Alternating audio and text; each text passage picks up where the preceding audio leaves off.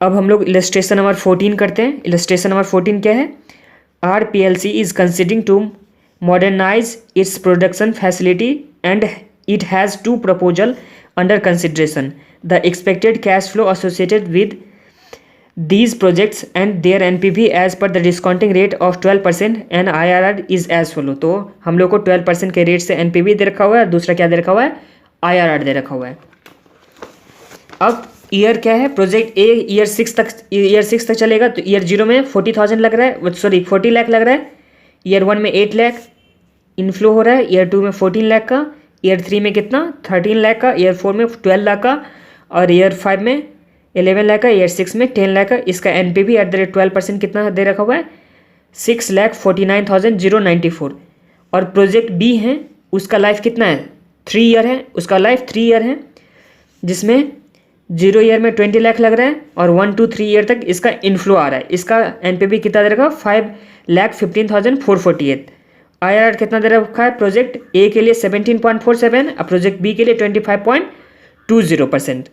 अब हम लोग को क्या बोला है? Which project should RPLC accept. तो कौन सा प्रोजेक्ट क्या RPLC को एक्सेप्ट करना चाहिए? तो यहाँ ध्यान दीजिए, प्रोजेक्ट का क्या है? प्रोजेक्ट ए का लाइफ 6 ईयर है, प्रोजेक्ट बी का लाइफ 3 ईयर है, तो दोनों का लाइफ तो इक्वल नहीं है ना।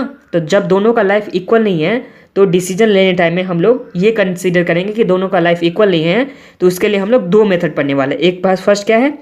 Replacement chain common life cycle method, replacement chain common life method. दूसरा क्या है? Equivalent annualise criterion method. तो दोनों मेथड में हम लोग पढ़ने वाले हैं। तो चलिए सबसे पहले कौन सा मेथड स्टार्ट करते हैं? रिप्लेसमेंट चेन, या इसको कॉमन लाइफ मेथड भी बोलते हैं। तो इससे हम लोग स्टार्ट करते हैं।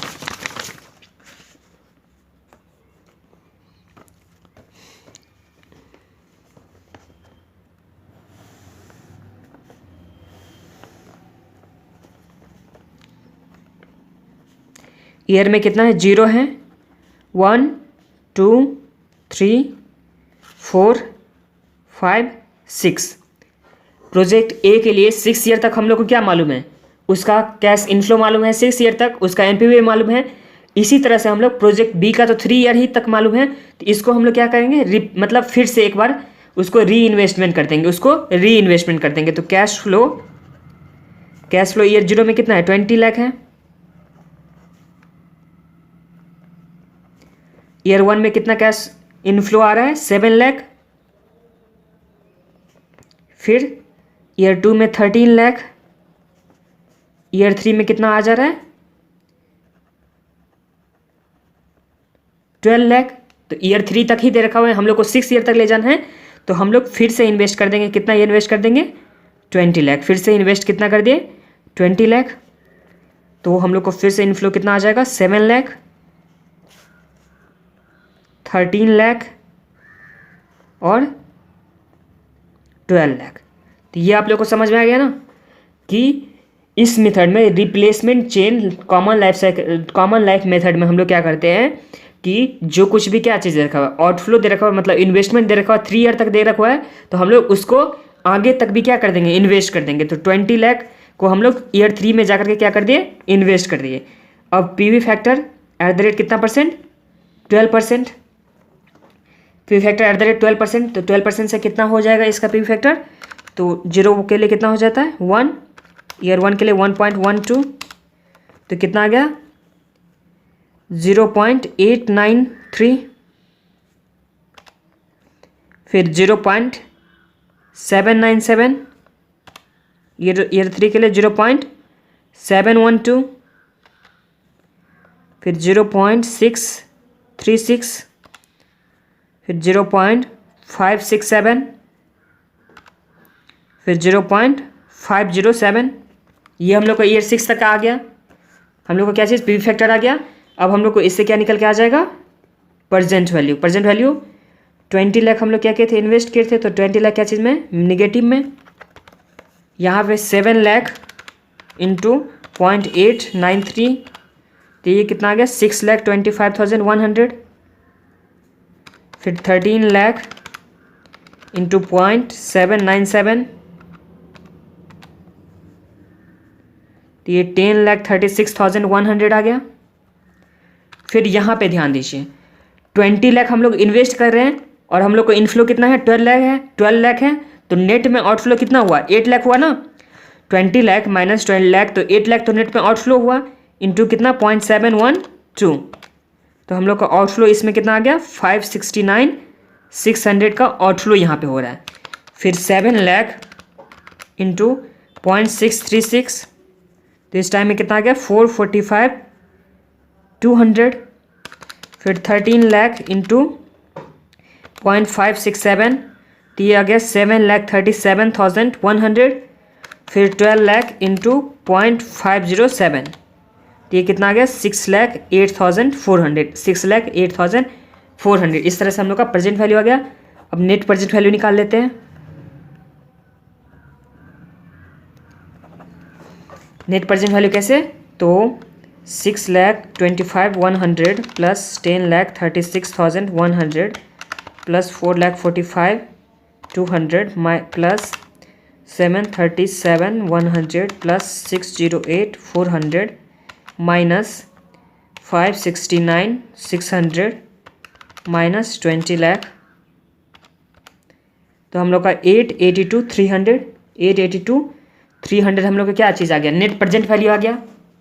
नेट प्रेजेंट वैल्यू हम लोग को, ये कौन सा प्रोजेक्ट था, प्रोजेक्ट बी के लिए, प्रोजेक्ट बी के लिए एनपीवी कितना आ गया, 882,300, और प्रोजेक्ट ए के लिए एनपीवी कितना था, प्रोजेक्ट ए का एनपीवी प्रोजेक्ट ए का कितना दे रखा होता, 649,094, 649,094। तो किसका एनपीवी क्या है, मैक्सिमम है, तो प्रोजेक्ट बी का एनपीवी क्या है, मैक्सिमम है। तो इस प्रोजेक्ट को हम लोग क्या करेंगे, सेलेक्ट करेंगे। तो ये कौन सा मेथड हो गया, replacement chain common life method, replacement chain common life method. इसमें क्या किया हम लोग, फिर से इन्वेस्ट कर दिए, ये 20 लाख जो था उसको फिर से री इन्वेस्ट कर दिए। तो हम लोग को इस तरह से उस तरह से फिर हम लोग एनपीवी निकाले। एनपीवी निकालने के बाद जिसका एनपीवी मैक्सिमम है वो हम लोग प्रोजेक्ट सेलेक्ट किए। अब दूसरा क्या है, इक्विवेलेंट एनुअलाइज क्राइटेरियन मेथड में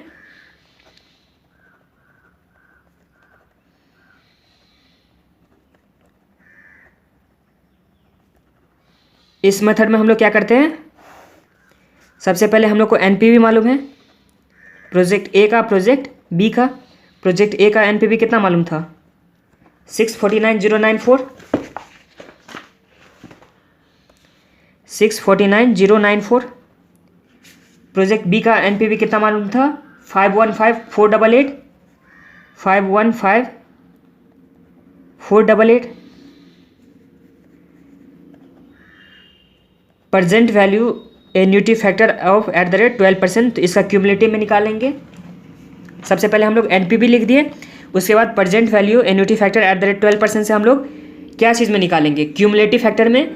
प्रोजेक्ट ए का लाइफ 6 ईयर तक था, तो इसको हम लोग 6 ईयर तक, तो 1 divide by 1.12 equal to m plus 2 3 4 5 6। इस तरह से हम लोग को कितना निकल के आ गया, क्यूमुलेटिव में 4.112, ये हम लोग का निकल के आ गया 4.112। और फिर क्या, बी के लिए भी निकालेंगे। बी के लिए 1 डिवाइड बाई 1.12, इसमें 3 ईयर तक निकालना है, तो इसका कितना आ गया 2.402। अब हम लोग क्या कर देंगे, एनपीवी को हम लोग एन्यूटी फैक्टर से डिवाइड कर देंगे। एनपीवी को एन्यूटी फैक्टर से डिवाइड कर देंगे तो वो क्या आ जाएगा, इक्विवेलेंट एनुअलाइज क्राइटेरियन आ जाएगा।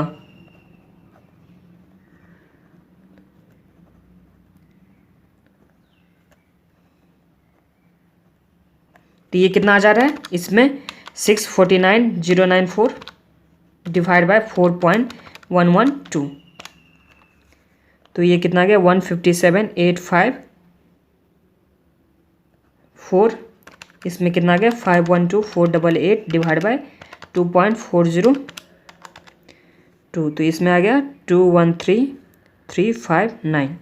तो इसमें अब किसका मैक्सिमम क्या है, किसका मैक्सिमम एनपीवी हुआ, तो प्रोजेक्ट बी का हुआ, तो इसलिए हम लोग प्रोजेक्ट बी को सिलेक्ट करेंगे। तो दोनों मेथड में क्या था, फर्स्ट में हम लोग क्या करते थे, फर्स्ट में हम लोग री इन्वेस्टमेंट करके निकालते थे एनपीवी, री इन्वेस्टमेंट करके एनपीवी निकालते थे, फिर उसके बाद दोनों एनपीवी को देखते थे।